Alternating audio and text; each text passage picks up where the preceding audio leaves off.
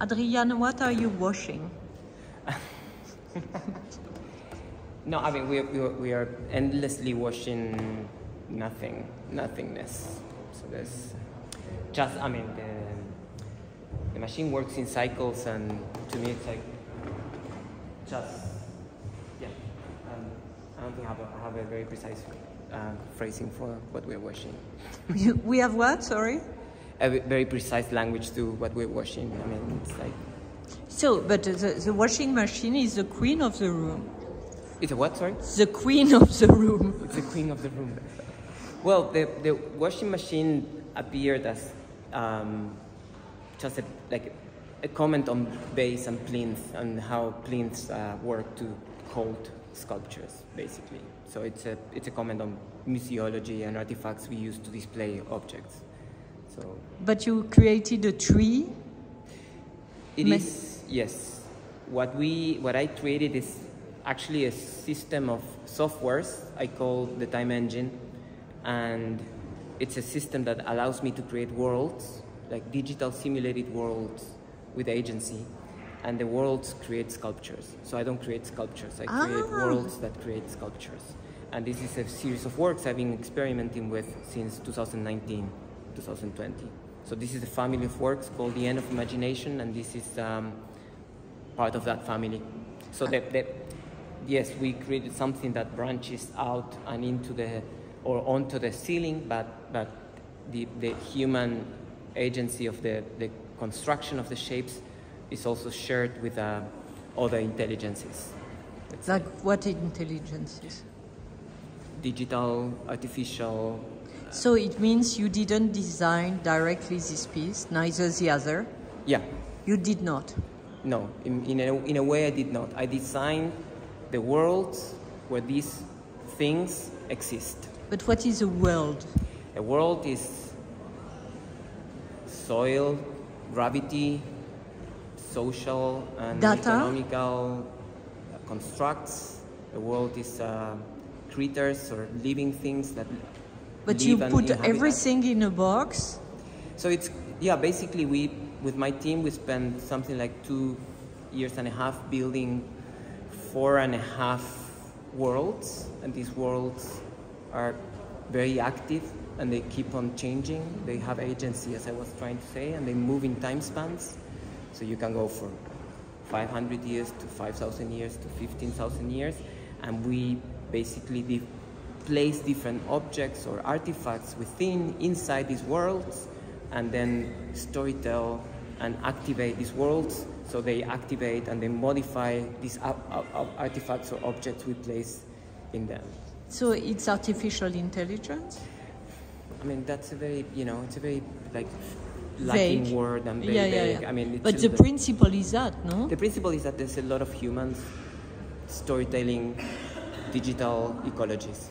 Putting in a machine, and the machine produces something.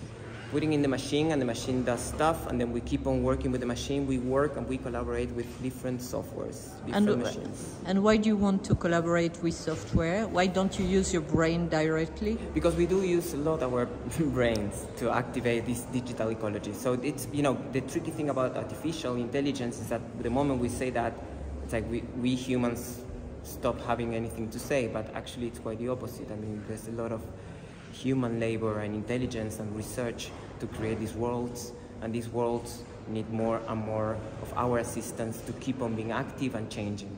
So it's a collaboration, and actually it's mostly a very human endeavor. It's very human. Using a tool. Using the tool. That you created yourself. Yeah, with my team. So How many persons in the team? Well, for the digital worlds, it's something like 7. And then the fabrication, so these objects are like transitional. They're very transitional objects, the artifacts. I call them artifacts. So they live in between the digital and the physical. And when they have to migrate from the digital into the physical, it's a whole operation of turning objects that are not mathematical into readable mathematical entities. And then once they are mathematical entities, you can take measures, you can apply them and create them into, like, making them into material physical. Wow, it's a lot of work, no? It is a lot of work. You made that where? In Argentina? This was made in Argentina, in Rosario, where I come from, my hometown. Okay. Back to the roots. Back to the roots, always. Never left Argentina. But in a way, this is like roots going to the sky. Yes. Huh? Yeah, the idea was to have, well, you know my work quite well, I think. I mean, we wanted to have a very deep, intimate connection with the architecture of the building. So this relationship between the ceiling and the floor was quite, meaningful to me. Because I think that what strikes me every time I come visit the Beyeler is the ceiling light. And the light, but the ceiling is very present, right, with the grid. You know, it's something, and I was asking the team here, have you ever done something with the ceiling that complicates the ceiling? And they said that they probably didn't or didn't remember, rarely done it. So I was like, we have to say something about the ceiling.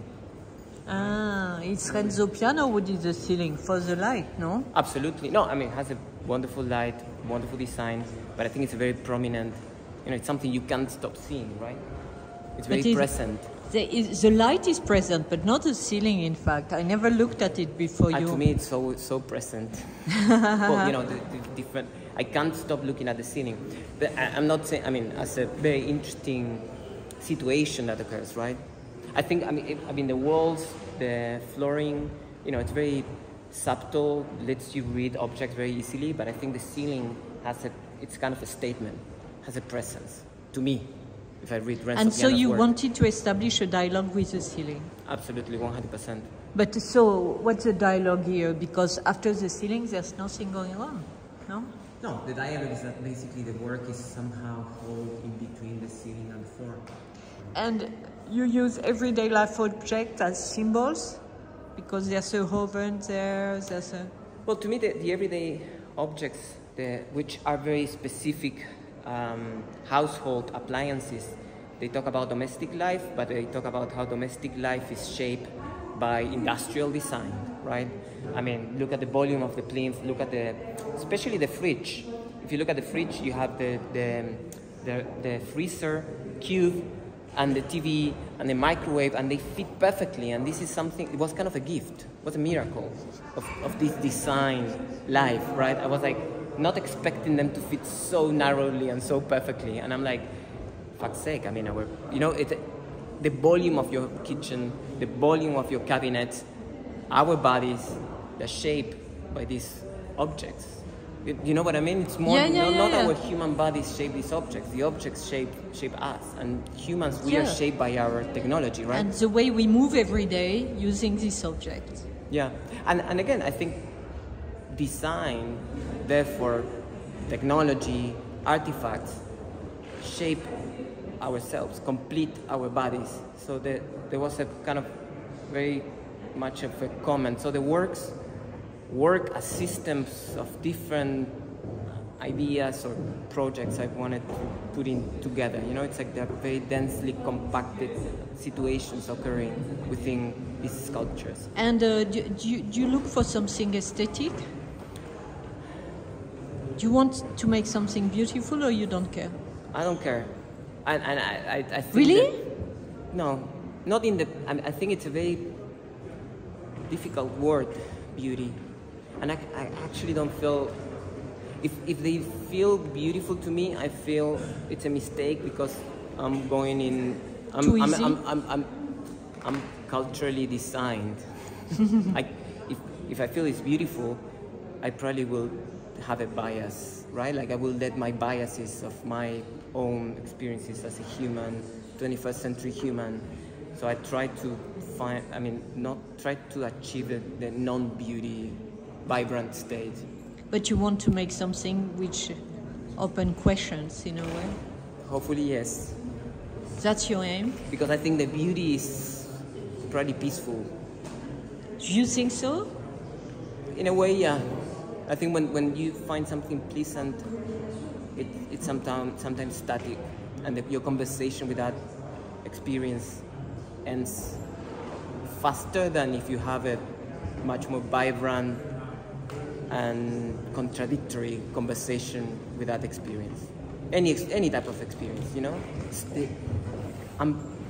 uneasy experiences stay longer with you. you know, you go home and you keep on thinking about that Yeah, thing for you- sure. Merci, monsieur. Muchas De gracias. rien, de nada.